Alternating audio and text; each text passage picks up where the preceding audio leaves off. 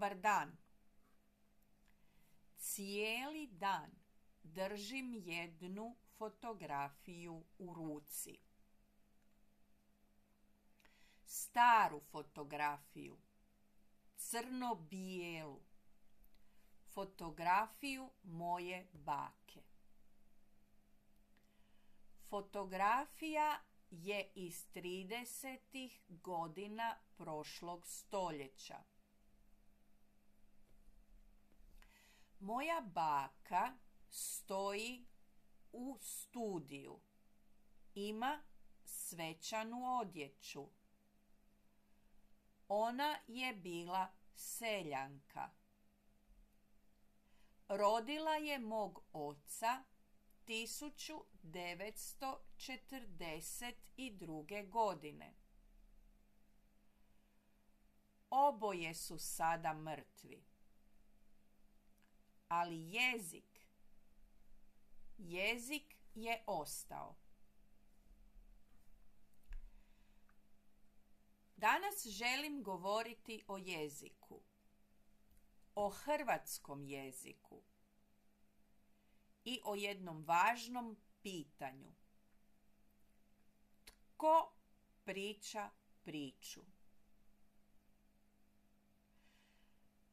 Znate, pročitala sam jedan intervju ovaj tjedan. Jedna novinarka, Sanne Brajmer, postavila je jednostavno pitanje. Tko smije govoriti, a tko mora šutjeti? Ona je govorila o Africi, o Aziji, o kolonijalizmu. A ja sam sjedila u svom stanu u Zagrebu i pomislila. Ona govori i o nama. Sad, ovo je važno. Hrvatska nije bila kolonija. Ne kao Nigerija. Ne kao Indija. Hrvatska priča je drugačija. Ali neke stvari su slične. Pogledajte hrvatsku povijest.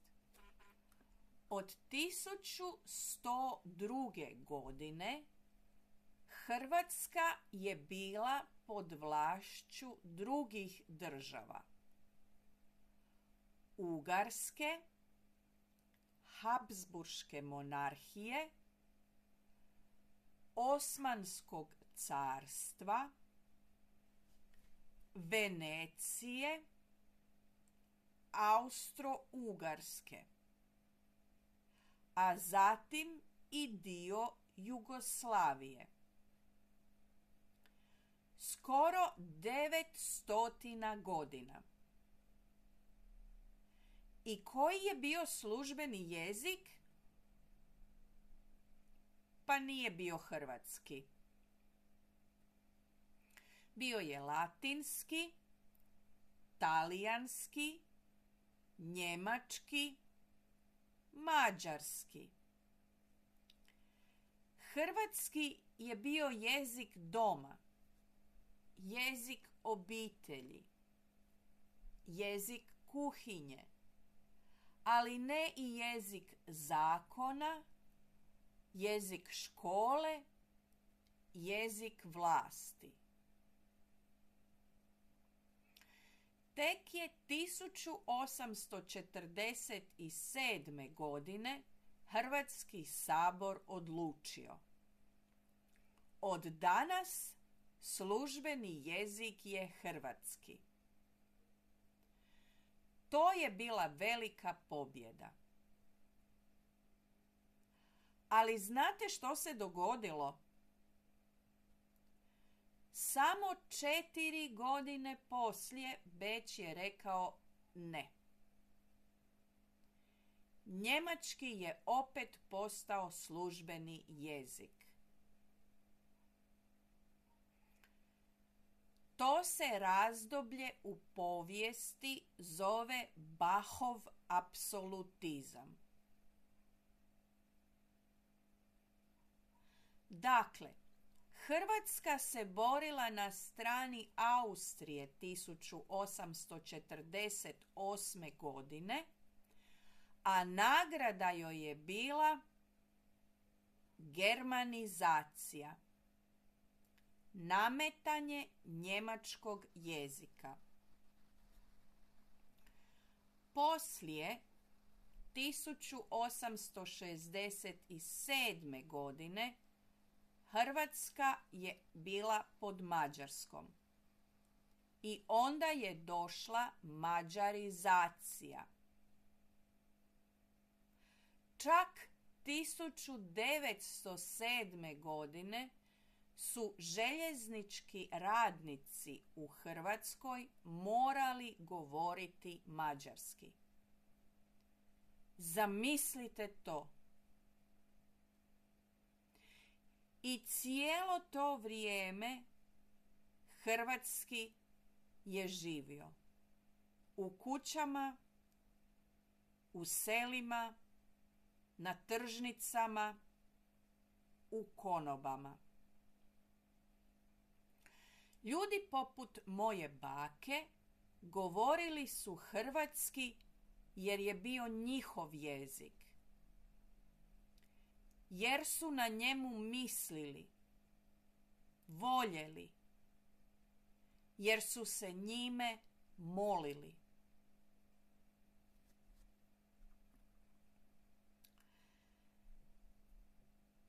Sada želim spomenuti jednog pisca, Chinua Achebe.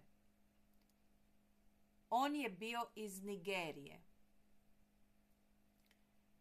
Bio je jedan od najvažnijih pisaca 20. stoljeća. U njegovom posljednjem romanu Anthills of the Savannah jedan starac govori o pričama i kaže nešto prekrasno. Kaže, priča živi duže od rata i ratnika. Priča je naš vodič. Bez nje smo slijepci. I onda kaže još nešto. Mi ne posjedujemo priču. Ne. Priča posjeduje nas. I ja mislim da je to točno za hrvatski jezik. Hrvatski nije alat. Hrvatski nije samo način komunikacije. On je dio nas, dio našeg identiteta. Hrvatski oblikuje kako mislimo, kako osjećamo i kako vidimo svijet. Kada moj učenik iz dijaspore počne učiti genitiv, kada osjeti kako nema bake ne znači samo grandmother is not here, nego nosi cijelu težinu odsutnosti, onda taj učenik ne uči gramatiku. On se vraća priči koja ga je čekala. Znate, mnogi od vas koji me slušate, mislim, vaši djedovi i bake su govorili hrvatski. Vaši roditelji su možda malo govorili hrvatski. A vi osjećate da nešto nedostaje.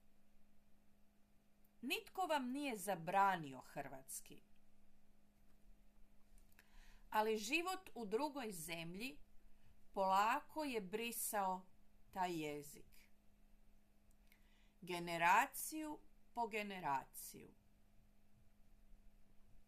Dok nije ostalo samo nekoliko riječi. Melodija. Osjećaj. Ali bez gramatike. Ali vi ste ovdje. Slušate me. To znači da priča nije gotova. Nešto je preživjelo. Jedna riječ. Jedan osjećaj. Jedan glas u glavi koji kaže postoji verzija mene koja govori drugačije. Koja misli drugačije. Koja sjedi drugačije za stolom. Priča je naš vodič. Čekala je. Pa dođite. Sjednite za stol.